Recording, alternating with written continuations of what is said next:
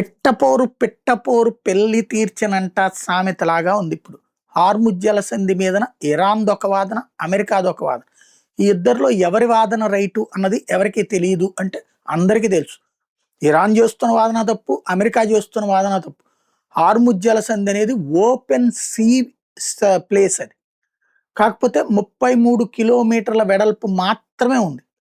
అటు పక్కన ఒమన్, ఇటు పక్కన ఇరాన్ ఉంది. ఆ యొక్క భౌగోళిక పరిస్థితిని అడ్డం పెట్టుకుని వెళ్ళే షిప్పుల మీద సముద్రపు దొంగల్లాగా దాడులు చేసి, ఆ దాడుల భయంతో హార్ముజ్ జలసంధిని దిగ్బంధించాం అని ఇరాన్ చెప్తే, అక్కడే నుంచినే యుద్ధ నౌకల్ని తన యుద్ధ నౌకల్ని పెట్టి ఇరాన్ మీదన ఆంక్షలు పెట్టి, ఇరాన్ వాణిజ్య నౌకలు ఏమి వెళ్ళడానికి వీల్లేదు అని చెప్తూ, మరొక వైపున అమెరికా ఇప్పుడు దిగ్బంధించింది 18 యుద్ధ నౌకలతో.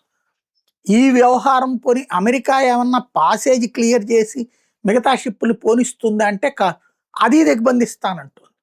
మరి వాడిని పోయి వీడొచ్చినటువంటి సందర్భంలో ఈ సమస్యకు పరిష్కారం కోసం అడుగులు ముందుకేస్తానంటున్నాడు ఫ్రాన్స్ అధ్యక్షుడు మ్యాక్రాన్.